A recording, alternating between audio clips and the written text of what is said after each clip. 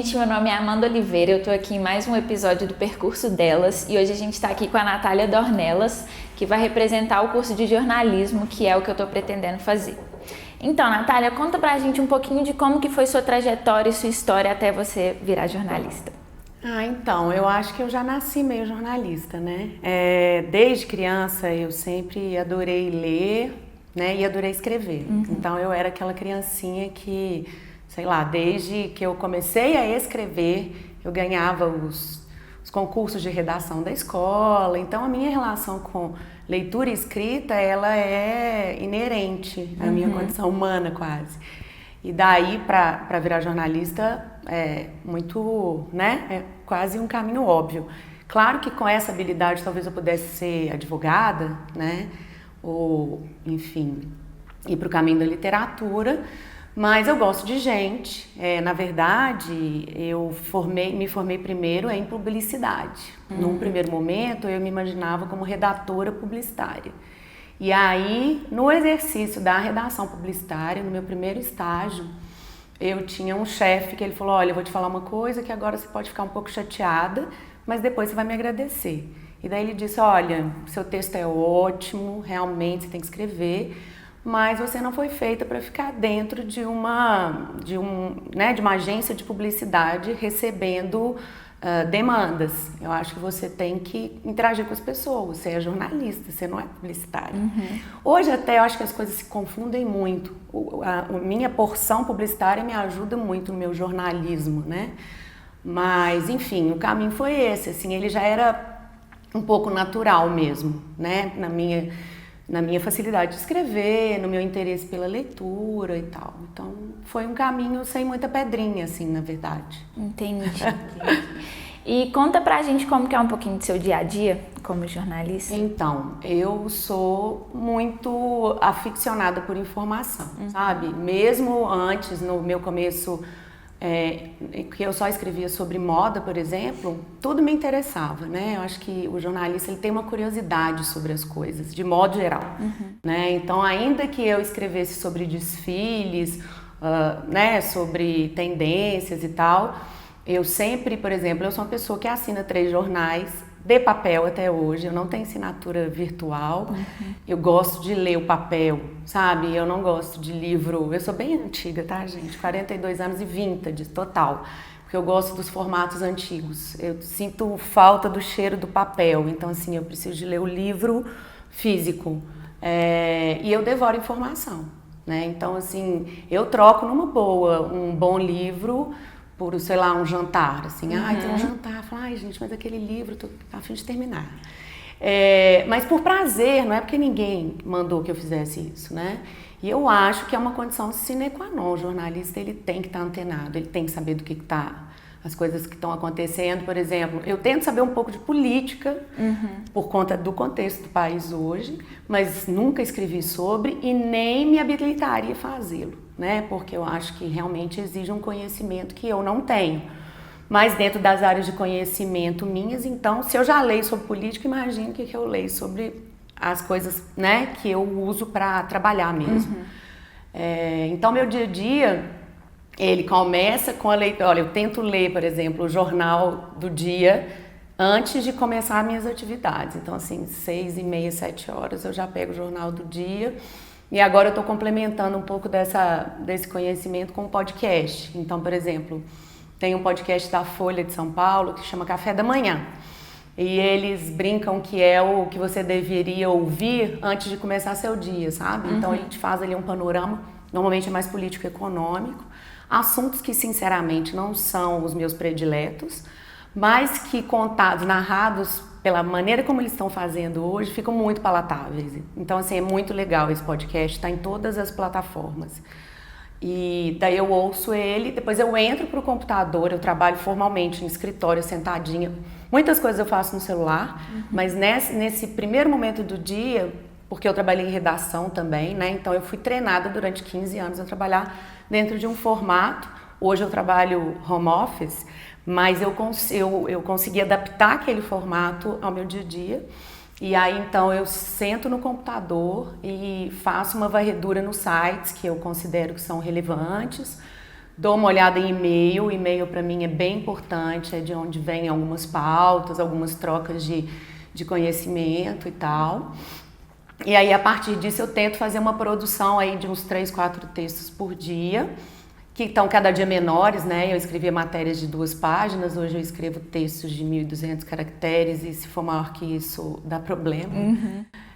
Então, assim, né? A arte de cortar palavras, jornalismo é isso. E aí, a partir disso, eu vou produzir e normalmente na parte da tarde eu reservo para, sei lá, conhecer um lugar que eu quero escrever sobre, fazer uma entrevista, conversar com alguém sobre parceria, né?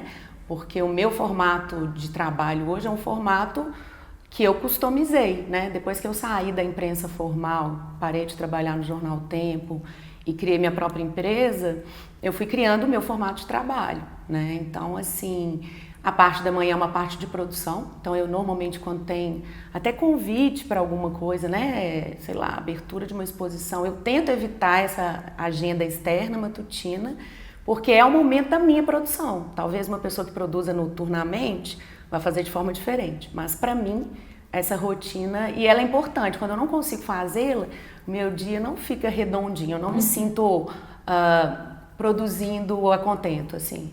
Entendi. Então essa é a rotina, e aí eu vejo muito canal de notícia, vejo Globo News, vejo muito documentário, complemento muito com Netflix, assim, porque eu também acho que filme pode te abrir uma janela para uma matéria, para uma pauta. Enfim, eu estou conectada às coisas que eu tenho interesse. Então, até em relação às redes sociais também, eu faço uma curadoria do que de fato pode ser relevante. E estou lá digerindo aquilo o tempo inteiro, sábados, domingos e feriados. Entendi.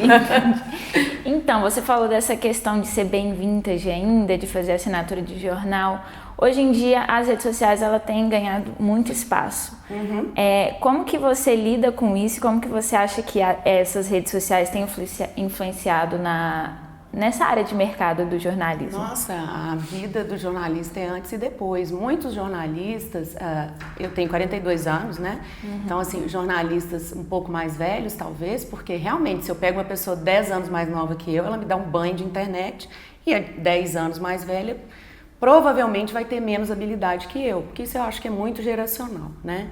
Então, assim, eu acho que a internet veio com muitas coisas positivas, mas ela tirou muita gente do mercado, né? As redações foram diminuídas, né? A minha sorte, por exemplo, é que mesmo quando eu trabalhava no jornal, eu criei o meu canal. Então, em 2012, eu trabalhava no Jornal Tempo, e eu tinha um diretor que era, nossa, que até hoje eu sou muito grata a ele, Luiz Tito, e ele falou: Natália, seu nome já é forte o suficiente para você pensar num produto seu.